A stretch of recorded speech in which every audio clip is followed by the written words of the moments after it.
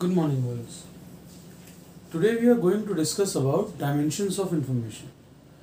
Information के basically 4 dimensions हैं या 4 तरीके हैं या जिन पे हम इंफॉर्मेशन को गैदर करते हैं.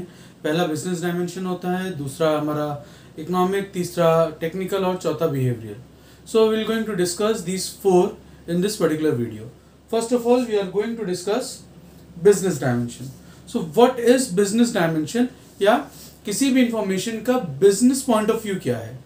तो इंफॉर्मेशन को हम एनालाइज करते हैं बिजनेस पॉइंट ऑफ व्यू से, ये चेक करने के लिए कि जो हमारी रिक्वायरमेंट है, मार्केट एनालिसिस है, या जो डिफरेंट चीज़ें हैं, जो रिक्वायरमेंट्स हैं वो फुलफिल हो रही हैं या नहीं.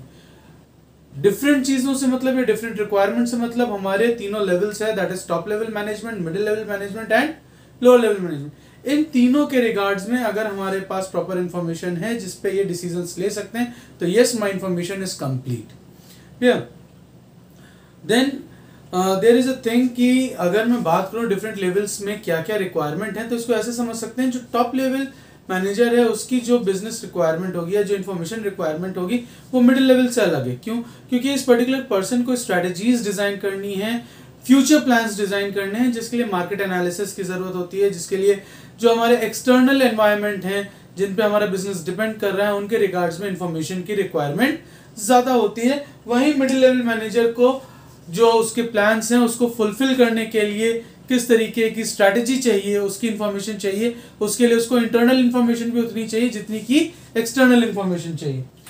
अगर मैं बात करता हूँ इकोनॉमिक डायमेंशन की, तो इकोनॉमिक डायमेंशन में हम ये चेक करते हैं कि जो इन्फॉर्मेशन हम गैदर करने के लिए रिसोर्सेज यूटिलाइज कर रहे हैं, जो हम एक्सपेंडिचर्स कर रहे हैं उस इन्फॉर्मेशन के लिए, क्या वो फ्रूटफुल है, क्या वो हमारे मैनेजर्स को इतनी नॉलेज प्रोवाइड कर रहा है कि उसमें हम कहीं ना कहीं अपने बिजनेस को आगे ले जा सकें. हम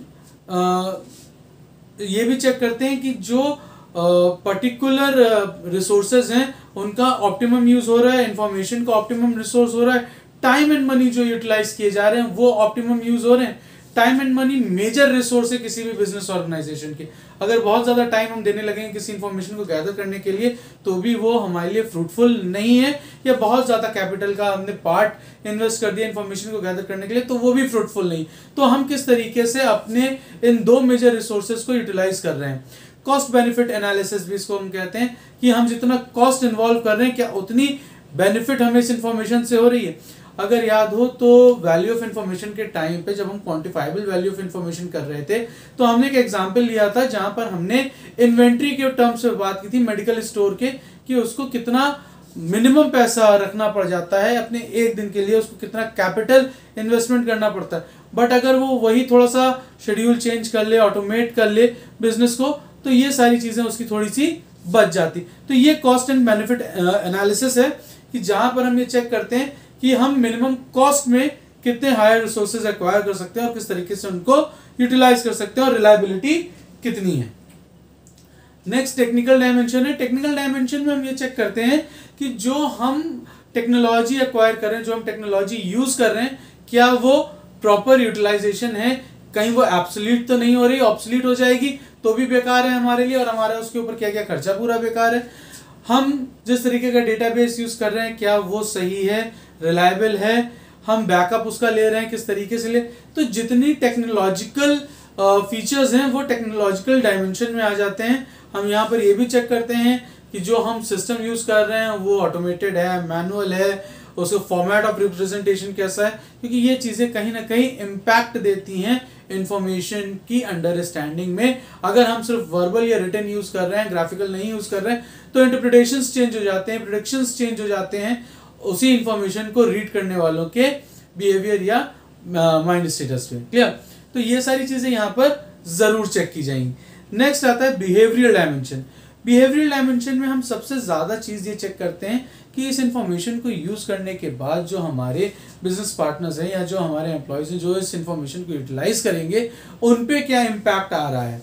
अगर सपोज इसको इस तरीके से देखिए कि अगर मैं एक मैनुअल सिस्टम यूज कर रहा था, एकदम से मैं कंपनी में ये बताता हूँ कि अब मैनुअल सिस्टम हटा के हम ऑटोमेट सिस्टम करेंगे, और हो सकता है कि कुछ एम्प्लॉयज का जो यूटिलाइजेशन है, जो वर्किंग है, वो थोड़ी सी चेंज हो जाए, तो उसका इम्पैक्ट कहीं ना कहीं मुझे देखने को मिलेगा उन एम्प्लॉयज से जो मुझे हेल्प कर रहे होंगे उस इंफॉर्मेशन जो बिजनेस को रन करने में। वो कभी भी ये प्रॉपरली नहीं एक्सप्लेन करेंगे कि किस तरीके से उनकी प्रोसेस को हैंडल किया जा रहा है, किस तरीके से उनकी प्रोसेस को हम फर्दर ऑटोमेट कर सकते हैं। तो ये बिहेवियरल एस्पेक्ट है, ये ऑपरेशनल मैनेजमेंट चेक करता है, ये ऑपरेशनल मैनेजमेंट उसमें वर्क करता है कि किसी भी पर्टिकुलर एम्प्लॉय के बिहेवियरल एस्पेक्ट में इतना ज़्यादा निगेटिविटी ना है, कुछ ऐसे चेंजेस ना आए। और इस चीज़ को मेंटेन रखने के लिए बीच बीच में सेमिनार्स कराते हैं, वर्कशॉप्स कराते हैं, उनको एक्सपीडिशंस पे ले जाते हैं या कहीं उनको थोड़ा सा रिलैक्स किया जाता है। क्लियर? नेक्स्ट टॉपिक जो है वो है हमारा टाइप्स ऑफ इंफॉर्मेशन। एक जनरल ओवरव्यू देते हैं टाइप ऑफ इंफॉर्मेशन की। अगर मैं बात करूं तो in general there are two type of information.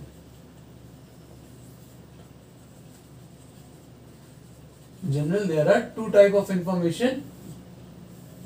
First is source of information. Second, type of decision.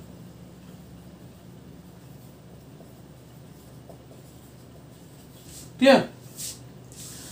अगर मैं सोर्स ऑफ इंफॉर्मेशन की बात करूं तो फिर इसमें दो आ जाते हैं। पहला आ जाता है एक्सटर्नल और सेकंड आता है इंटरनल। ठीक है? एक्सटर्नल की बात करें तो अगेन दो हैं, पहला है कॉम्पिटिटिव, ठीक, एंड दूसरा है हमारा environment.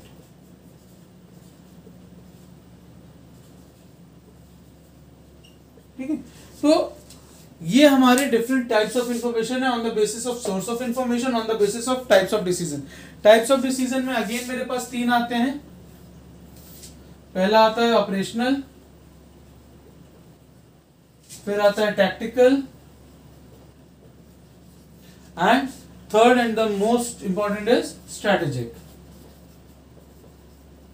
If we don't have any strategy, how we will going to work upon it? Clear? तो एक्सप्लेनेशन पे आते हैं इसके। सबसे पहले अगर हम बात करें सोर्स ऑफ इंफॉर्मेशन की, तो सोर्स ऑफ इंफॉर्मेशन को हमने पहले भी बताया, दो पार्ट में डिवाइड किया, external and internal. External information क्या है?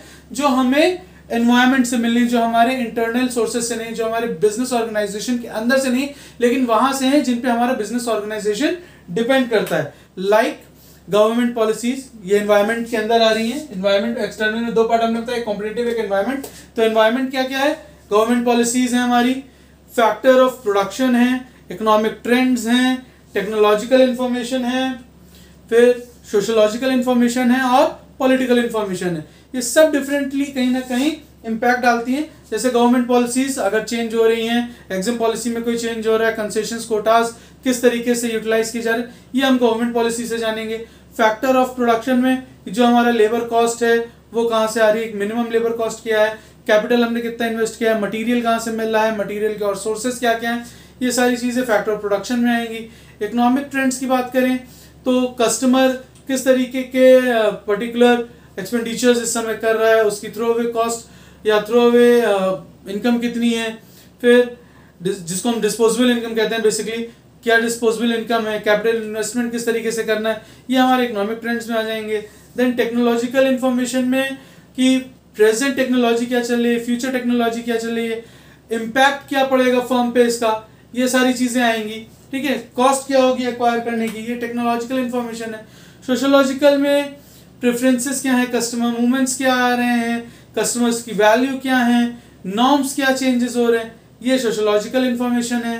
पॉलिटिकल इंफॉर्मेशन, रूलिंग पार्टी का मेन एजेंडा क्या है, वो किस तरीके से वर्क करती है, उसका मैनिफेस्टो क्या है, ये सारी चीज़ें एनवायरमेंटल हैं जिसपे कहीं ना कहीं मेरा बिजनेस डिपेंड कर रहा है। फिर इसी में आता है कॉम्पिटिटिव इंफॉर्मेशन। कॉम्पिटिटिव इंफॉर्मेशन में हम ये देखते हैं कि जो मेरा कॉम्पिटिटर है वो अपने एम्प्लॉयज को किस तरह के बेनिफिट्स दे रहे हैं, उसके प्रोडक्ट्स किस तरीके, नए प्रोडक्ट्स क्या लेके आ रहे हैं, ये सारी चीज़ें हम कॉम्पिटिटिव इंफॉर्मेशन में चेक करते हैं।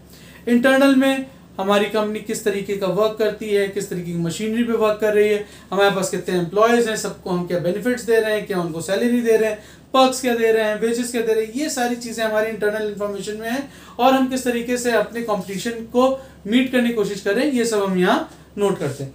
नेक्स्ट जब हम टाइप ऑफ डिसीजन में आते हैं तो सबसे पहले ऑपरेशनल है। ऑपरेशनल में हम ये देखते हैं कि डेली सेल्स क्या है, वीकली सेल्स क्या है, किस तरीके का काम हो रहा है, कहीं रॉ मटेरियल कहाँ से आता है, हम हमारा मेन पर्सन कौन है जिसको हम सेल कर रहे हैं, कहाँ पर हमने अपने सुपर स्टॉकिस्ट बनाए हैं, किस तरीके से डिस्ट्रीब्यूशन चैनल बनाया है, ये सारी चीज़ें हमारा ऑपरेशनल इंफॉर्मेशन में आता है।